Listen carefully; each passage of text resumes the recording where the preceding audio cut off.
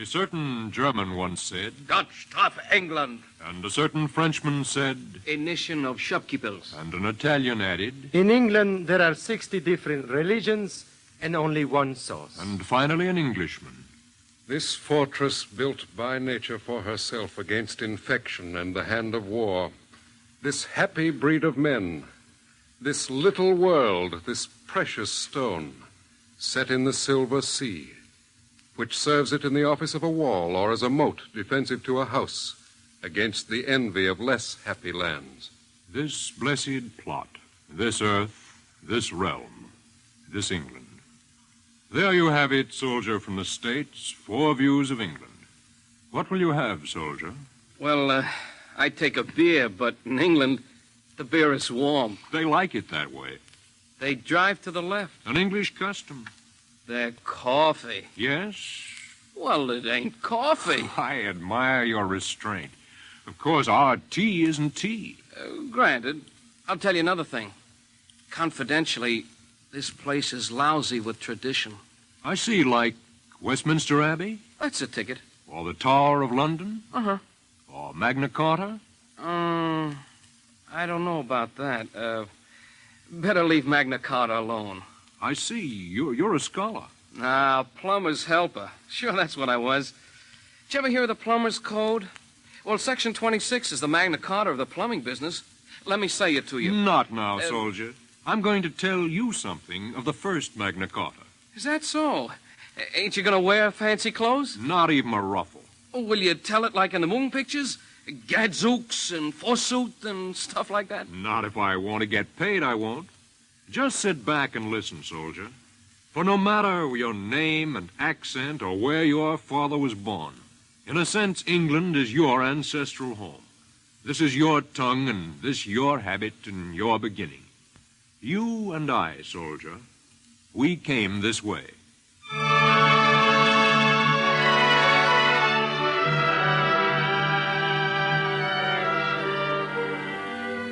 The NBC University of the Air presents We Came This Way, a new historical series for home and overseas.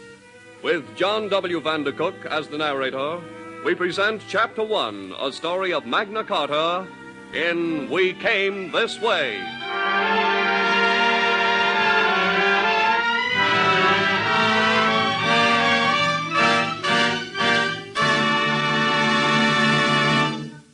On the outermost verge of Europe, sundered from the mainland by the running Channel Sea, float the islands of Britain.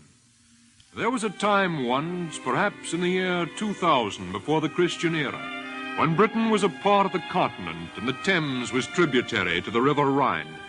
The land lay naked and frost-bitten under the polar ice cap until there came a melting of snows and a rising of seas, which inundated the shallows of Dover. And perhaps in the year 700 before Christ, there came upon Britain a second inundation, an inundation of men, fair of hair and big of bone. The Celts. And the Celts remained as conquerors over the primitive inhabitants, until they too, in the first century of the modern era, yielded before the Romans. In the angry, tumultuous years that followed, the invader continued to come. Angles, Saxons, Jutes, Frisians, Vikings, the Norsemen and the Danes. And 1066, the Normans under William the Conqueror. Thus an Englishman, a complex of races, an amalgam, a melting, a fusion, and yet also a breed apart. It was this blending of Gaelic-speaking, Anglo-Saxon-speaking, French-speaking people who in the reign of King John planted a seed of liberty, which men call Magna Carta. Some men stumble into evil. Some are forced into evil unwillingly. Some have a talent for it. In the year of our Lord 1203, the throne of England was occupied by a man with a talent for evil. It may be said with truth that he was the worst king in the history of England. Therefore, John, a man of genius. Now it happened that many nobles looked upon John as usurper, for young Arthur, the son of John's elder brother, was still alive. And this became a cause for brooding and discontent, until in the month of April of the year 1203, Arthur fell prisoner to John and was seized and laid in a dungeon.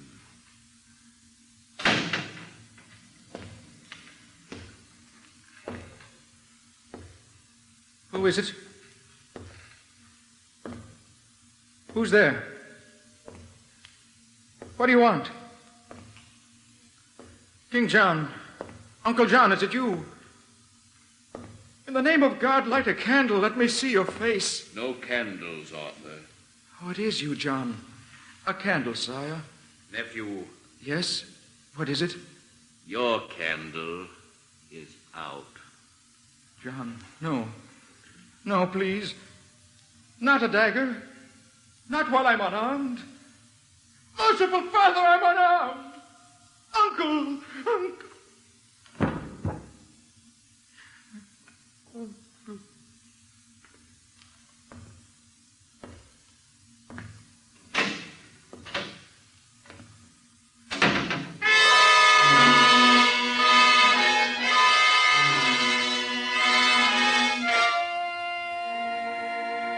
If the nobles knew, they held their tongues, for John was absolute ruler over England. Besides, there was greater cause for murmuring in the next few years, for the French possessions of the crown fell to Philip Augustus. Normandy, Anjou, Poitou, fallen and forever lost to England, while John raged and the people grew witness under the burden of his taxes.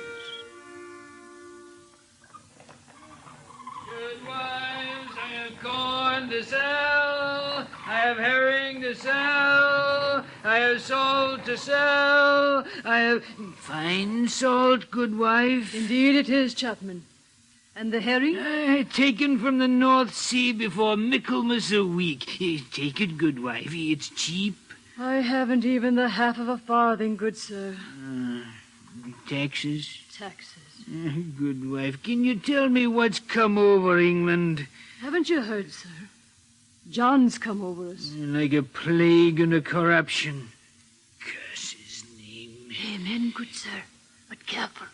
The king's man watches. I have fish to sell. I have corn to sell. I have salt to sell.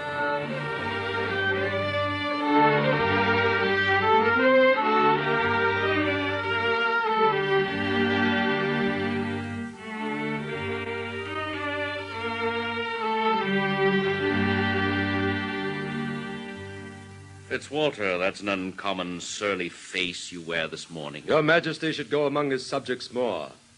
He will see it's not so uncommon. A surly face and a surly tongue, I see. Some day, sire, more than tongues will speak. Fitzwalter, my friend, your speech exceeds discretion. My monarch is not noted for his discretion. I like a good retort. So you've heard about the wench. Which one, Your Majesty? Which one? You speak like the Queen. I speak like myself, sire. Then you speak too bold, Fitzwalter. Even a king may be too bold, Your Majesty. Truly? How, my friend? You have taxed each baron for the hire of mercenary soldiers. So I did. There are no mercenary soldiers. Come to think of it, you're quite right. The barons wish the return of their money, Your Majesty. Look outside, Fitzwalter. What do you see? Cemetery, Your Majesty. Excellent. Tell the barons that when the cemetery gives back, so also will King John.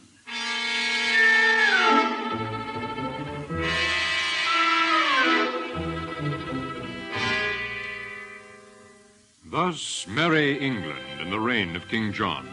The hostility and the fear lay like a sleeping thing while John levied assessments and extorted payment from his subjects. Then it came about that Hubert, the Archbishop of Canterbury, died, and the monks disputed the bishops as to his successor. The candidates of the rival factions went before the Pope, and Innocent III, being an astute man, ruled for neither, but named Stephen Langton instead.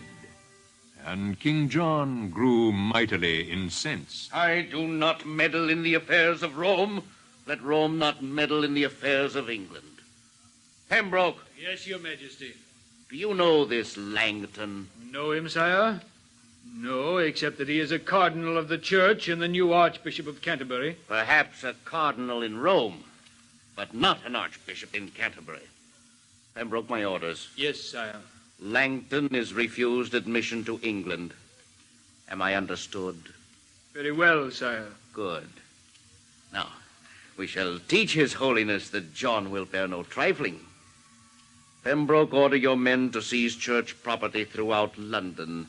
At once, Pembroke.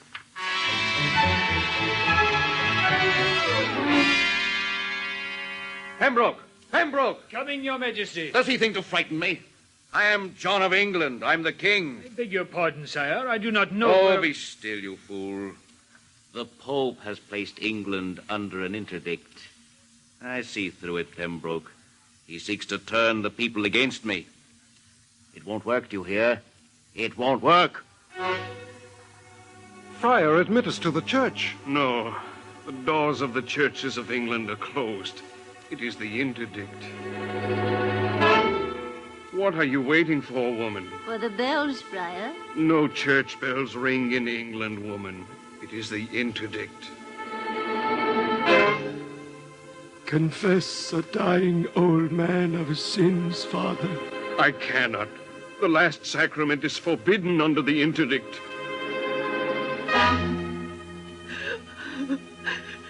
He is dead. Oh, Friar, there was none to shrive him. Let him at least be buried in consecrated ground. I cannot help you. My heart bleeds for you, but I cannot help you. It is forbidden by the interdict.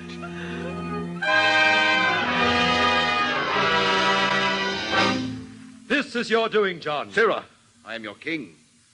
You know how to address a king. Yes, Your Majesty. I know how to address a king. I have no liking for your tone, Fitzwalter. Will you quibble with me, sire, at a time when the church is withdrawn from the kingdom? I ask you, Fitzwalter, where is your loyalty? To the Pope or to your king? All England ponders that question, Your Majesty. Answer, you traitor. It is for you to answer, Your Majesty. Do you want my answer? Yes. Very well. Since you seem to be concerned for the church, I give you leave to inform the Pope of Rome that the lands of the bishops are hereby declared forfeit. You do not know what you are saying, sire. Don't I? The emissaries of His Holiness are on their way with messages. Tell them to turn back. Your Majesty. To turn back, Fitzwalter. For if they set foot in this palace on my honor as a Christian, I shall have their eyes torn from their heads.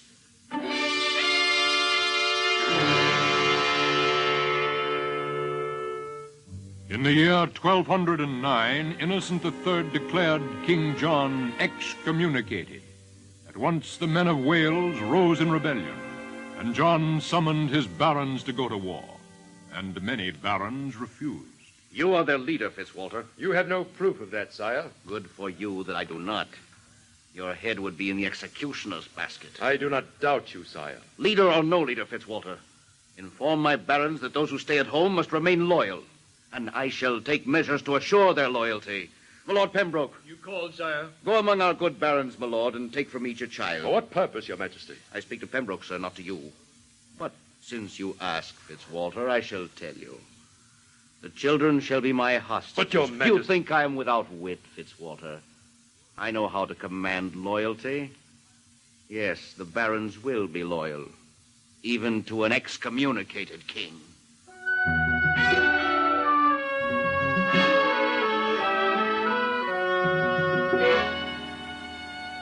You shall have none of my children, John. I see. Your husband trembles at the knee, and so he sends his lady, Matilda.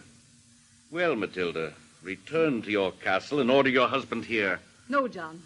I do not return. And you take no child of mine as hostage. And pray, why not? Because once you took your own nephew, Arthur, as hostage. And you killed him with your own murderous hand. Guard, Caesar! Will you murder me also? No, Matilda. I am a gentleman. You will murder yourself, yes. Take her to the dungeon guards, and the first man who gives her water to drink or bread to eat will answer to me. Would you starve me, John? Come, Matilda. You will starve quite well by yourself. Quite so. Drink your own tears and feed on your own fat. Take her away.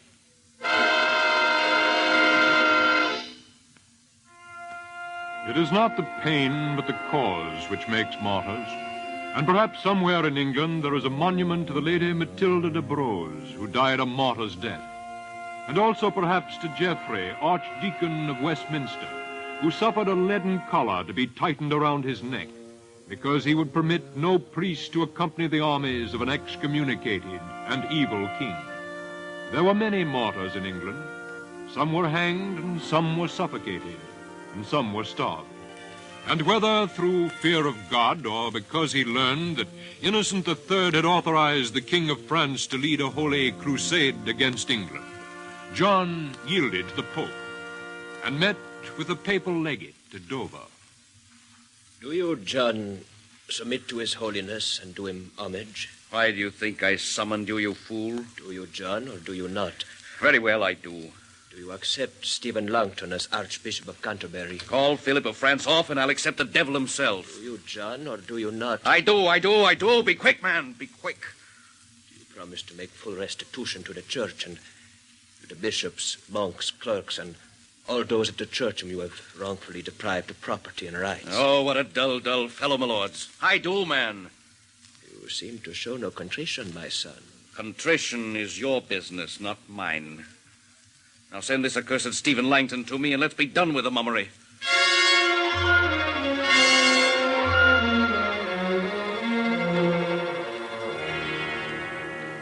So you're Langton. Sire, I am the Archbishop of Canterbury. Good. I'm the King of England. Remember that. I am instructed, sire, to lift the sentence of excommunication. Fine. It's just in time. In time, Your Majesty? To be candid, I have found it a slight inconvenience. I dare say, Your Majesty. I think I like you, Langton. I'll tell you something. There are some grudges I do not forget. No, not you. Philip Augustus of France. Him I do not forget, and he will not soon forget me. I prepare for war, Archbishop, war for the glory of England. Now, good day, sir. Our war chests are somewhat depleted. We must take steps to replenish them.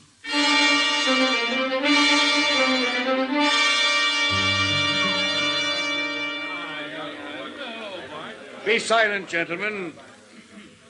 Thank you, sirs. Which of you is Giles the barber? Aye, sir. I'm he. Excellent. Do you pull teeth, Giles? As quick as any barber in England, sir. Never mind that. Can you pull teeth slowly, eh? Slowly, sir? Very slowly, Giles. Can you break a tooth in the socket? Oh, it happens sometimes, sir. But it's not a good thing. For my needs, it is a sovereign good. There are some usurers in Bristol who say they have no money. Pull their teeth, Giles. Slow, sir? Exactly. One tooth each day until they yield their money. Suppose I pull all their teeth, and they have no money. No doubt they will be dead by then.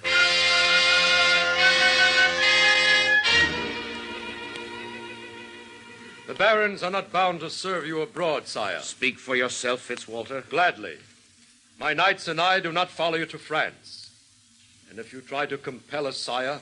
Finish, my good Fitzwalter. You were about to say if I tried to compel you, I should first have to fight a war at home. Yes. For decent men, there is no comfort, no counsel, no consolation, except in resistance to you. I think I dislike you less when you do not make speeches. It is no idle speech, Your Majesty. You're a dull fellow, Fitzwalter. It will be a pleasure to kill you someday. But not now, Your Majesty. No, not now. First, I have a score to settle with the King of France. Your turn will come later, Fitzwalter.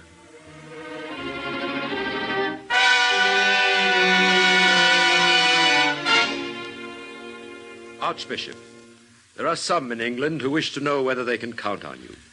And you among the some, Fitzwalter? I among them, Archbishop. I am a servant of the church, sir. Rebellion is not for the church. I am sworn to uphold John. John fights an evil war in France. Do you also uphold that? Do you ask me to be disloyal to my country? I am an Englishman. In times like this, Archbishop, the best Englishman is one who speaks against his king. Are you with us, sir? I cannot be with you, Fitzwalter. Wait. No, I cannot be with you, but I will not be against you.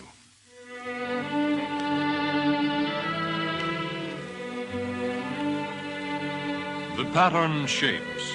John in France fighting in a doomed cause. The nobles, the middle class, and the church at home waiting for him to fail. And in France, King John failed and signed the humiliating peace of September 18th, 1214. And John and his bedraggled armies returned to England. And instead of showing a face of humility, John spoke arrogantly. Fitzwalter, I demand a tax from you. Indeed, sire. From you and from every baron who did not follow me to France. Do you force the issue, sire? Force? Exactly, Fitzwalter. The word is force. I shall communicate your wish to the baron, sire. Demand is a better word, Fitzwalter. Yes, your majesty. Demand is a better word.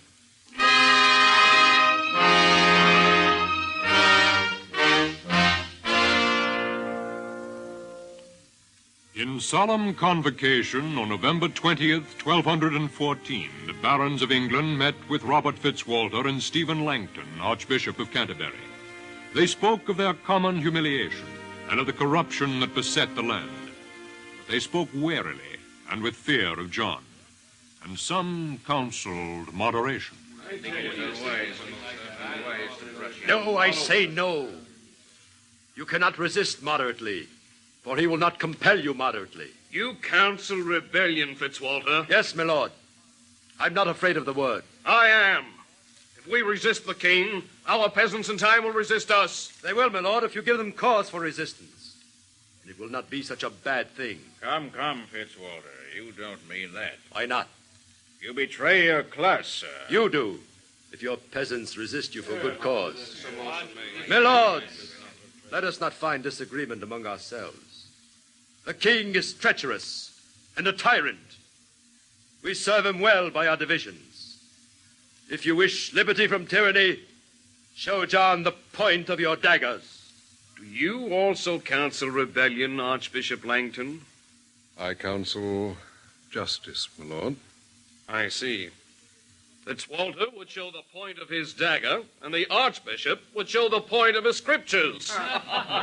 The two go well together, my lord. Very well. I say fight. Yes, fight. The king will surely resist. What shall we do then? Force him to comply. Will you take an oath on it? To wage war against the King of England if he refuses our conditions? Yes, fight. And what say you, Archbishop? God bless you, gentlemen. It is a good day and a good deed.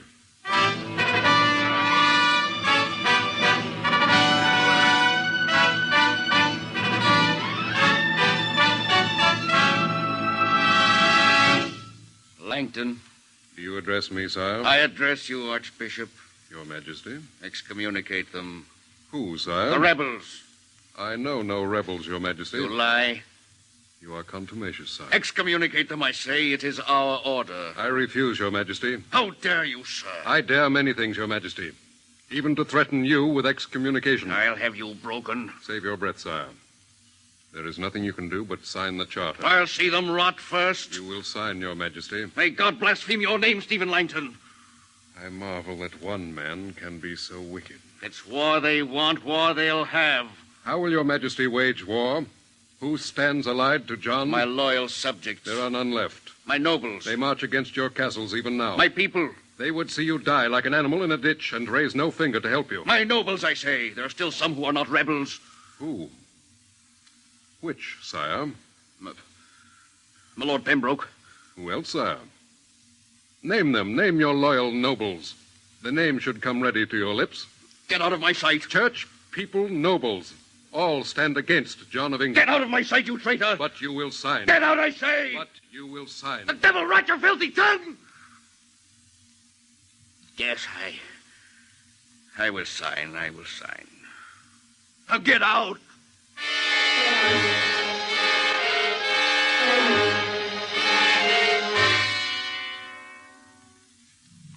In the year of our Lord, 1215, on the 15th day of June, King John of England stood humbly on the south side of the Thames and faced Stephen Langton and the nobles of the realm standing in the marshy flat before.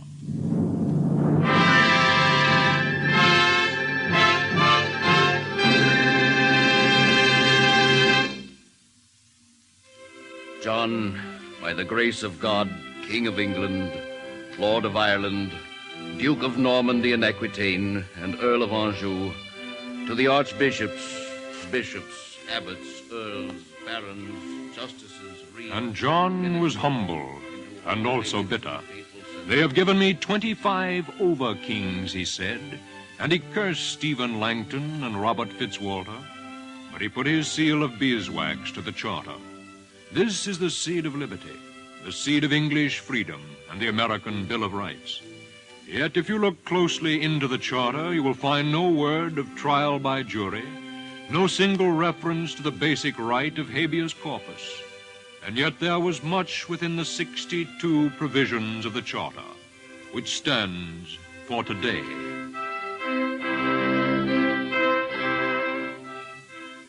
The church is to be free and to hold its rights entire and its liberties uninjured.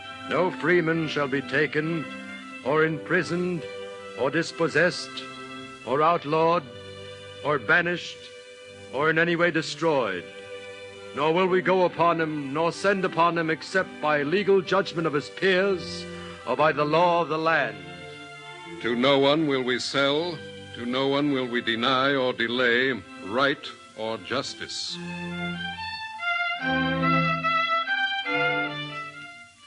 In short, a government of laws and not of men. Yes, there is much in Magna Carta which was not new even in the year 1215, and much that was feudal and unprogressive. Yet Magna Carta is a tradition, a legend. Sometimes a legend can be more sovereign than a fact. I shall say it in another way. Magna Carta is, by misinterpretation, the pillar of our freedom, the shield of our liberties, and the way we came.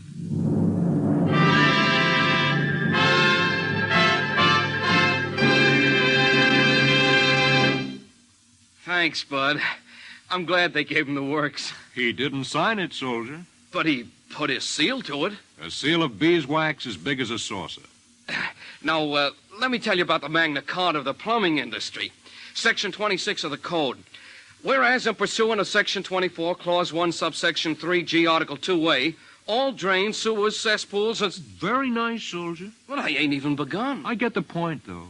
All sorts of people have Magna Cartas. Workers, businessmen, women, children. Everybody has, soldier. I guess so. Doggone, it sure got around, didn't it? Yes, soldier. It sure got around.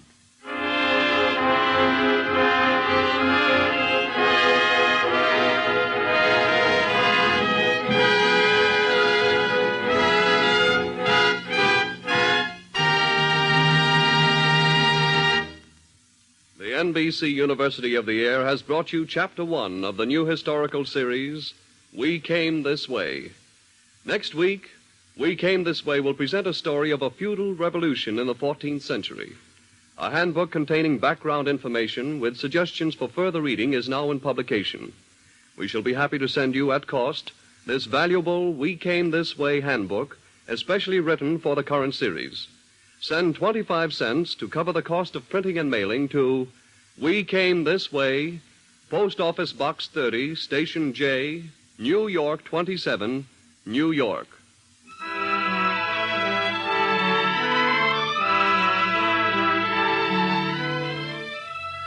This program is presented by the NBC University of the Air, not only for the listeners in this country, but also for our servicemen and women overseas to be transmitted to them wherever they are stationed through the Armed Forces Radio Service.